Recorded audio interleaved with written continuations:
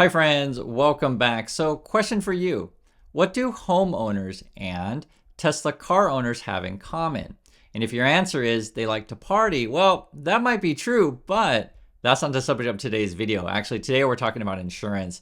And this is an important part of ownership. I'm sure you guys know this, but I want to talk about it because unfortunately it looks like a lot of your premiums are going to go up. And also, this is one of the big questions that I have with the Tesla Robotaxi. That event's going to be this week. What are you guys going to do about insurance? I want to start with this story. This really caught my attention. I want to bring it to your attention as well. It says here, home insurers argue for a 42% average rate hike in North Carolina. That is a major increase, and I completely understand why insurance companies would want to do this. I'm sure you guys understand as well. The costs that they're going to have to cover is going to be enormous. I don't think we know exactly what's going to be. I've seen various estimates. I mean, I've seen it's in the billions of dollars, but I mean, it's hard to say, right? One thing I thought was interesting is it depends on where you live, of course. I'm sure you guys all know this stuff, but I'll give you some ideas here. They have like 2,000 pages of data that they have compiled on this stuff. Insurance companies keep all kinds of data. The basic gist of it right now is that the insurance companies and the government are, and this would be, I think, the state of North Carolina in this situation, but everyone's going to be different here. But they're negotiating like, okay, how much can I raise rates, right? And then the government, the regulator is like, well, we can't have you price gouging. And then the insurance company's like, well, if I don't raise rates or raise to certain amounts, I just not going to cover anybody. It's not feasible, right? And so this is the balance that we have. It says here, like for example, they're saying they want to increase rates. Say if you live in the mountains, maybe 4%, but if you live on the beach, like 99%.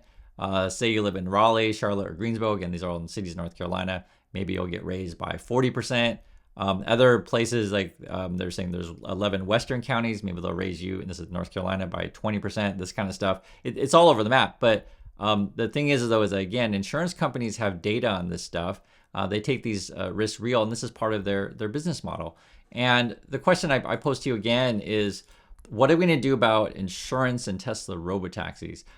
Guys, this is all about managing risk.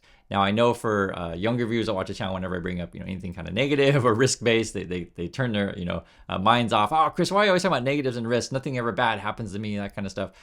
So I actually used to think that way when I was younger. I remember that kind of thinking. I really do. I was there, right? Drive a little bit fast, drink a little bit too much, do crazy things, go out to wild parties, do all sorts of experiments. You guys can define whatever that means, but you don't think anything's ever going to bad happen to you. Whenever you live through something bad, however, then it kind of brings you back to reality, and you wish you would have been prepared, right? That's essentially what insurance is. And I'm not an insurance salesman, but that's what it is, right? Let's be honest, like be it health insurance, like you don't think you're going to get sick. Like you don't need health insurance until you need it, right? The same way you don't need car insurance until you need it. And the same thing, you don't need home insurance until you need it. And so these are the kind of stuff to where you want to learn from other people's experiences, even if nothing bad has ever happened to you. Now in the situation of the Tesla Robotaxi, that's why I mentioned it, is like Elon was promising people that they're going to be able to flip the switch and suddenly everyone's, car is going to turn into a robotaxi, which I think is pretty ridiculous, actually. And I was looking this up. So, right, we're talking about, risk to say, homeowners in storms, because we can see that the risk is real and then storms are coming.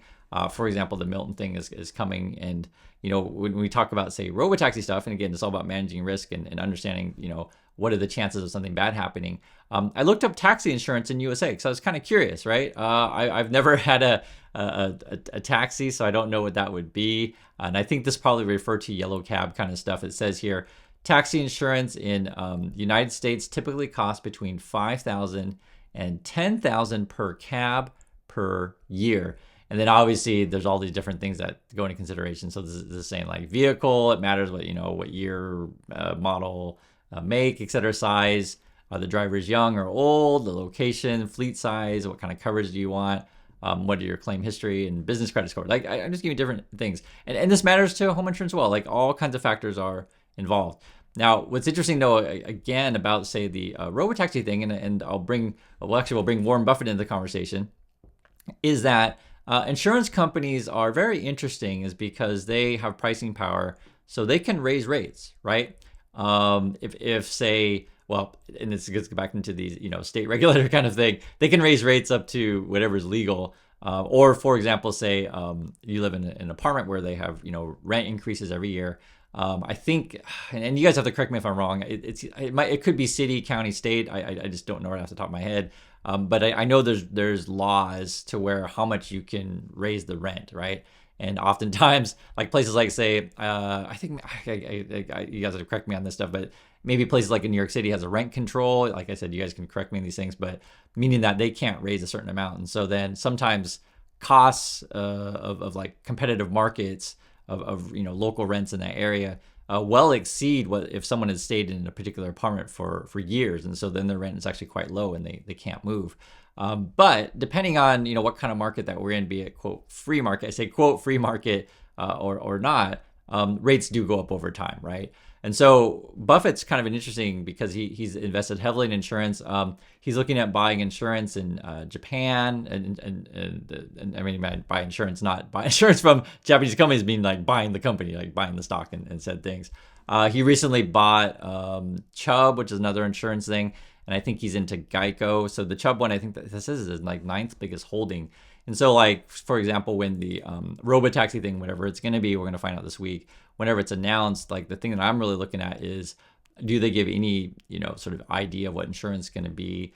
Have insurance companies sort of partnered with Tesla or anything like that? Who's going to be responsible? So for example, if there's an accident and you're not in the car, right? You yourself are not going to be in the car.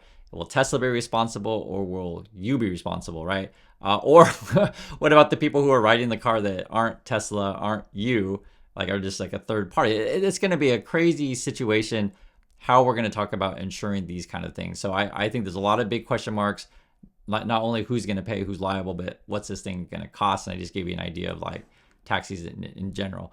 The other thing too I want to bring up, which as well, is we talked about this before, and again we're talking about insurance because I think these are good conversations to have.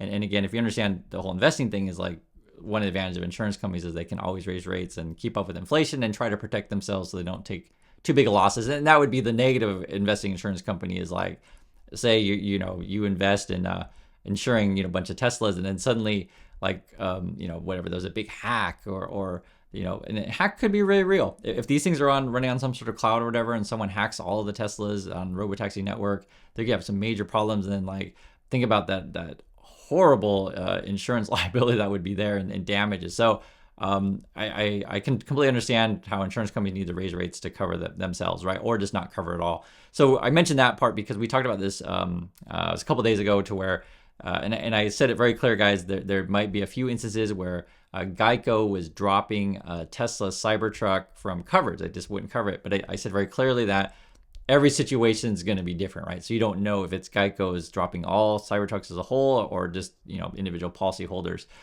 So The Verge actually reached out to Geico and they said, "Yo, are you covering Tesla Cybertrucks?" And I guess Geico said yes. They asked State Farm. I guess State Farm also said yes.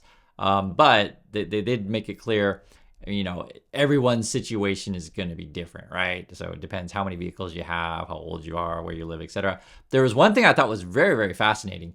Someone had insurance policy, and their policy said like they can't cover over $100,000, right? And so it was kind of funny because the Cybertruck, like the cheaper one, is priced at $99,900, and it was just interesting. I hadn't thought of that before. Of like, oh, okay. So that's why you maybe would want to price cars a certain kind of way to make sure that you can get covered for insurance for a certain kind of thing. So I thought that was kind of an interesting thing, and I'd like to hear you guys' experiences on that stuff. I haven't looked into buying the Cybertruck seriously. We can't even buy them here anyway in Korea. I don't. They're not street legal, and the insurance things here would be probably through the roof because they don't really fit on our roads. That's a different issue, but insurance does matter for these kind of things.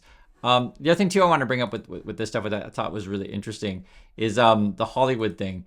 And one of the things that you guys may not know if you haven't followed the story, but I'll just remind you if you have been or haven't been, I guess you should say, is that they're going to actually, Tesla's going to be doing their event on a Hollywood movie lot, right? And so this is going to be completely controlled. It's not going to be like the real world.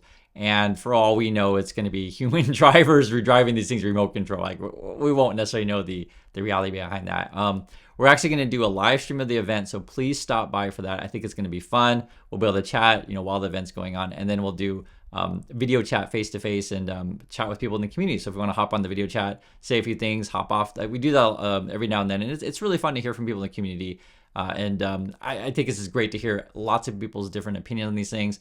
Again, my opinion on this one is, and we're not even talking about whether or not the technology works, which is a completely different issue, but what do insurance companies say about this? And I want to bring this back into the discussion. Again, in North Carolina, they want to raise your home insurance by, say, 42% on average. So basically, they're calculating, what are the odds that your home is going to get hit. Now, I will say very clearly, we will know if the Tesla's full self-driving, right, the robot drivers, that kind of stuff, we will know if it actually works when the insurance companies lower your rates because you're using it and because you have it, right? So let me give you an example. At the moment, Tesla rates are high for a couple reasons. One is, and this came out about a year ago already, so we'll probably get new data on this. This is December of 2023, but this said here, Tesla drivers had the highest accident rate, right? And then it says, kind of funny too, is it, well, not that funny, but just funny in terms of they have data on everything. BMW drivers, the highest DUI rate. So you guys can let me know why would BMW drivers drink all the time and drive? I don't know. And then, the Tesla driver with the accident rate, I think probably has to do with well, it could do with a couple things. One, it could be maybe younger drivers drive those things.